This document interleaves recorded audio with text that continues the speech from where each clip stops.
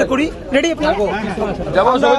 আমরা দৃঢ়ভাবে প্রত্যাশা করছি বাংলাদেশের আদালত আজকে স্বাধীনতার পর থেকে একটা ঐতিহাসিক রায় দিতে পারবে। এই আদালতের উপরে কোনো রাজনৈতিক প্রভাব ছাড়া সে বাংলাদেশের আইন যে পারমিট করে এটার উপরে সে রায় দিবে এবং দিতে পারবে, এবং সে ইনসাফ প্রতিষ্ঠা করবে, জাস্টিস প্রতিষ্ঠা করবে, ন্যায় বিচার প্রতিষ্ঠা করবে। আজকে যদি সেই ন্যায় বিচারটা প্রতিষ্ঠা করতে পারে তাহলে বাংলাদেশের শুধু শহীদ পরিবারগুলো না, 18 কোটি মানুষের জন্য যে নতুন বাংলাদেশ তার সূচনাটা আদালতের মধ্য দিয়ে ঘটবে। আমরা দৃঢ়ভাবে বিশ্বাস করি যে বাংলাদেশের প্রচলিত আইনের মধ্যে যে সর্বোচ্চ শাস্তি রয়েছে, এই ফ্যাসিস্ট খুনি হাসিনার তো একবার না, অন্তত 1400 মানুষকে শুধু জুলাই গণহত্যা করবার জন্য 1400 বার তার বিরুদ্ধে এই রায় দরকার, কার্যকর করা দরকার। এখন আমরা প্রত্যাশা করি সর্বোচ্চ বিচার আমরা আদালত থেকে পাবো।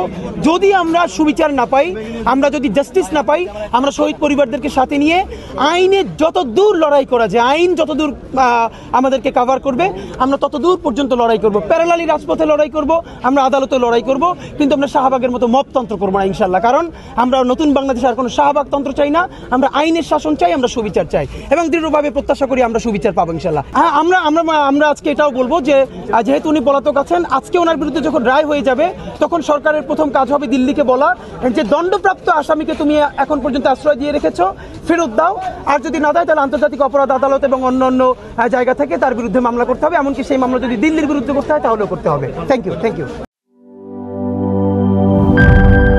বিজলি কেবলস যে কোনো স্থাপনার বৈদ্যুতিক সংযোগকে রাখে নিরাপদ, কারণ এর স্কিন কোটেড ইনসুলেশন সম্পূর্ণ ফায়ার রিটার্ডেন্ট আর সেলফ এক্সটিংগুইশিং। তাই বিজলি কেবলস নিজেই নিজেকে নেভায়। বিজলি কেবল, নিরাপদ আজীবন।